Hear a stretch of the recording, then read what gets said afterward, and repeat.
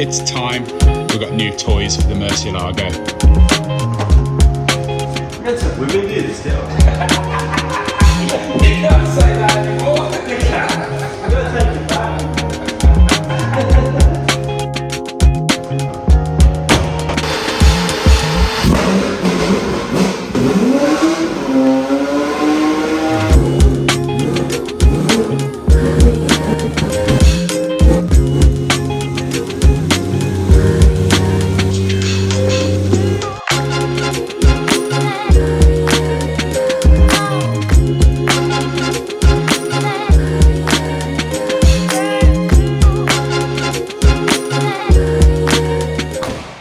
So for those of you that aren't familiar with this car, it is my LP640 Murcielago that about 6 years ago I decided to rip to pieces to try and create my own interpretation of what a GT1 road car version of the Murcielago race car might have looked like. That all started with getting some genuine panels from Reiter Engineering, who built the RGT GT1 race cars, off the actual 2009 Into Progress Bank Le Mans car. These are the actual panels off that car. That's the easy bit, getting the panels, getting them fitted to a road car.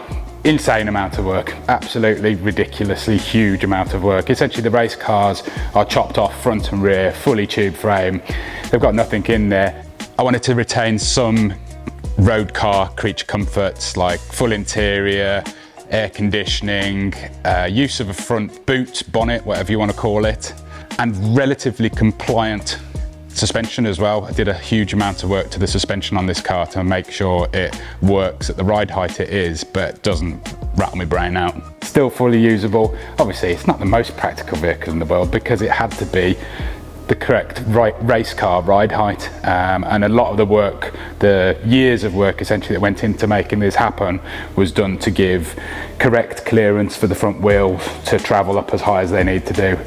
We had to reinvent the whole door structure. All of this part is completely custom, so the race car parts were modified to match road car door, part race car side skirts, part road car LP640, all seamlessly blended together by our friend Gaz, who did all the bodywork on this car for us.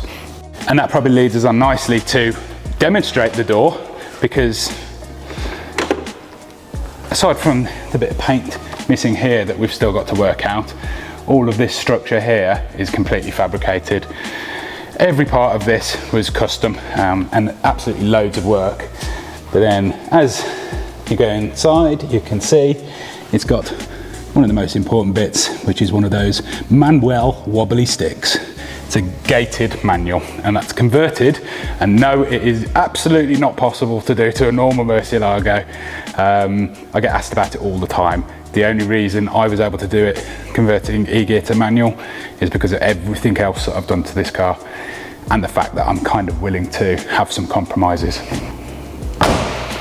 So, the other big part of making my correct version of a GT1 road car was this: independent throttle bodies. So these are carbon fibre intake trumpets, obviously, that we've had made, some 3D printed adapters, which I still haven't got around to replacing because they actually work really quite well. But this is based on 2 sets of E46 M3 independent throttle bodies and our own custom adapter manifold, which was quite a complicated piece that our friend Martin machined for us. Loads of this work was done around next door with Craig at Dynatalk. He's been a really big part of this build mechanically, and some of the structure as well with the front end work. We've also got here, we've got the Reiter Engineering GT1 Headers, coated by Zerkatech, which are the actual race car parts, again adapted to the road car, because I wanted to retain a standard back box in this car to be able to make it quietish when I wanted to, and then it's still valved so we can open it up and it gets super noisy. And that's all currently managed by 2 Emerald ECUs. So the standard car runs 2 ECUs, essentially 2 banks of 6 run on 1 crank trigger. And it's been superb to get the car up and running, but what today's job, or probably more likely this month's job, is going to be is fitting this.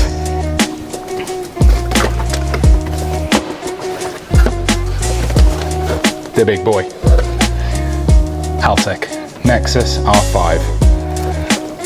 Total overkill for us in many ways, because it's a full PDM unit as well as ECU. However, it's a 12-cylinder engine. This thing can handle, I think it's up to 16. And most importantly, it can handle the twin throttle motors, which this car runs, and has the power to run 12 of these. Lots and lots of packages here, but you will see most of them are EGT probes. Yeah. Yes, we are going to drill the manifolds and fit EGT probes into each and every cylinder, because we've got Haltech and individual EGTs on the 964 Turbo. It's been invaluable in diagnosing, tuning, and just many parts of having a highly modified car. Being able to read exactly what each cylinder is doing accurately has been so useful. So I decided that if we're going to do it, let's do it properly. Let's have 12 EGTs. And for that, we need 2 of these. We've only got one of them at the moment, but that is thermocouple hub, basically. They go into there. It's going to go one either side of the engine. Got all the lovely pins and plugs. We were waiting on a few extra pieces before we can start the wiring, but our first job of the day. Get it on the ramp. It's been a while since we put it on the ramp. Me and Jay have yeah, we've done many hours of work leant over into the engine bay here, and one of our least favourite things we've ever done is have to fit and refit some Zerkatech coated, very posh GT1 headers on this car. It's been too long, I can't remember how we did it. I think we battle them out and then gentle them in. Yeah, but now we've got to gentle them out. So yeah, I think that's the first thing that we're going to do. We're going to get these marked up. I'm going to put a position mark on the top of each one of these runners, and we're going to get these drilled, the Zerkatech coating cleaned off. Jay is going to show us his expert TIG welding skills with our fancy Artec welder. You've become quite good at that though now, haven't you? I've been practicing. Yeah, so, I mean, he's just done a few. He's never done a bung before.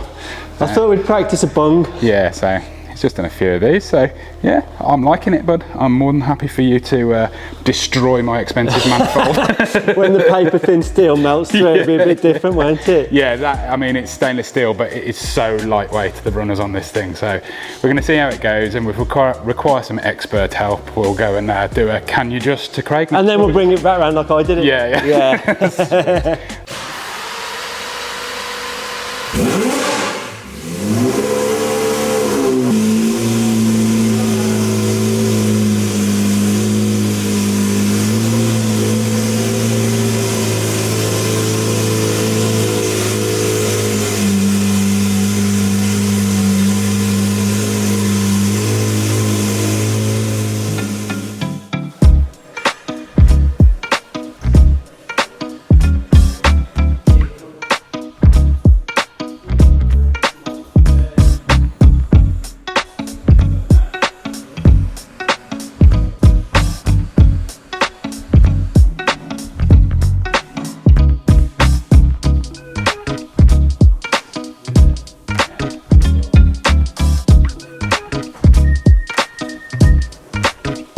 Easy as that.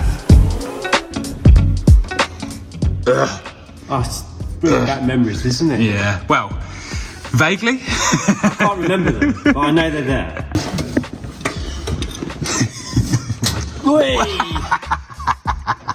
Didn't need that bit anyway. Okay, this is just so I can show you. Then obviously I'm putting the camera down so I can concentrate on what we're doing properly. But yeah, it's not too bad on these ones, most of them. Spring clips are a bit awkward, and everything is very tight. It was all really nicely masked by Zerkatech when they did the coating, but ultimately, yeah, it's just a bit of a battle. Getting it off, I imagine, is going to be pretty easy. Putting it back on, that's the real joy. All nice and loose. Definitely a two-handed battle, this one. Or six-handed. It's a 10-man job. That's come off pretty nicely. Go on then, give it the wiggle, the show wiggle. This does not come out like this. Well, we're about to find out if it does. but I'm pretty determined that if I don't have to separate them all, I've had to take one runner off. Oh, you absolute beauty. So you're watching this. I was just thinking, at least we've got it on film now of how you got it out. Ta-da! There we go. Winner. I'll see you in about another hour when all the nuts are off this side. That one's off. Just so we're clear. That didn't slip out. The left side, obviously, because the engine's offset. I think it's for the sake of the diff, isn't it? It looks like it. The drive shaft. There is, like, I don't know, 40, 50 centimetres less. No, not centimetres. 50 mil less room on that side. And yeah, you ain't getting them out even slightly in one. So, as you can see, this has taken a little bit more of a beating. And by beating, I don't mean use of a hammer and wood that you see there, unbelievable. No, that's for show. That never happened. That's all for show. But now we're going to do the bit where we mark, where we're going to then center punch. It's quite important that we get these the same distance from the head, otherwise they're going to give different readings and that'll really upset Phil. It will. Yeah, we're just going to sort of choose a spot, but as usual, nothing is the same. There is no perfect spot because you've got some that have these flanges that come out. These are internally welded on these. Some of these come out this far and some of these have angles cut on them. So choosing your spot, I don't know, somewhere around 2 centimetres, maybe 2.5. I've got to have a look what suits all of them and then get the orientation right as well, because they ideally need to all point up straight so it doesn't offend my eyes as well. So we'll see how that goes. I'm glad you're taking responsibility for this bit. Well, look where it's ended up, right on the edge. Okay. Yeah, it's going to be interesting, this bit. Just gotta get stuck in, basically. Yeah, it's not exactly a flat surface. Nah. You got to just fill it with your fantastic welding as well, so. Stick a rod in it. Yeah. That's what you do nowadays, yeah? Apparently. I may be here sometime.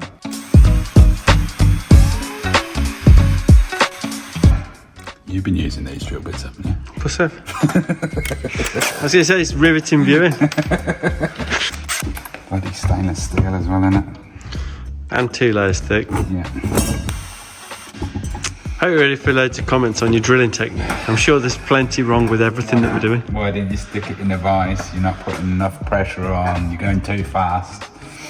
Using cheap drill bits. Oh, we're not actually, we got the best ones out for this, we just blunted them.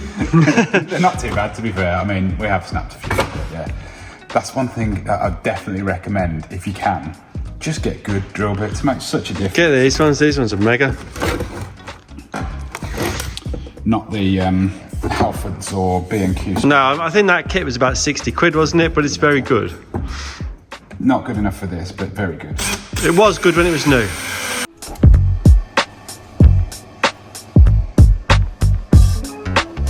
So, let's see how this goes. Better. It's cutting now. Just don't go wild. There we go. 11 to go.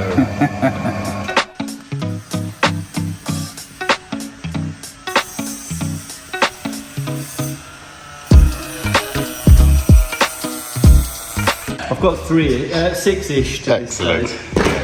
And we didn't even break a drill bit doing this. I can't remember what we last filmed because today is Tuesday after a bank holiday weekend. So yeah, managed to successfully drill the pilot hole in all of them. I'm happy with the position, but yeah, now getting the Zerkatech coating out of this seam here, that's going to be the interesting bit. It's going to be a bit of a fiddle. Yeah.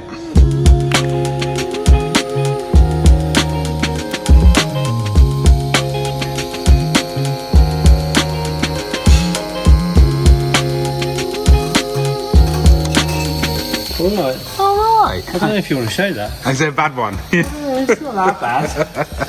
It looks alright to me. It looks alright, yeah. I don't know if it's alright for the internet though. You know? Well, you know, they can tell us how to get better. Yeah. Well, tell you to. I'm supposed to have learned how to do this as well, but I just do not have the time. So, yeah, I've got a man now. Man's done it. That looks decent, man. That looks decent. I'm guessing is all of that sort of I think it's come contamination. out of the. The trouble was the thing goes in that seam, Oh yes, because it's a double layer. Yeah, and then it sort of pops out when you weld at it. So you just keep firing heat at it, and eventually It sorts its life out. Yeah. And here's one he did earlier that I think is, you know, more than good enough. That's after giving it a bit of a clean up afterwards. Respectable. I think all of it's respectable. I've got to be honest, dude. It looks really good. I am more than happy with it. Thank you. The trouble is, you watch welds on the internet all the time, don't you? And then You they get look like that, and then you just get all disappointed with them. I would not be disappointed if I'd done that, and you know how particular I am. So yeah, thank you. No problem. We actually have quite a nice welding bench coming. It's just been a bit of a time to get it because it's going to have a custom Driftworks engraved into it. So what are we doing now? So, because I want to make sure that they're all identical, I decided to use a jig basically to get that's a bolt. That's a jig to bolt all of the EGT sensors in at exactly the same depth.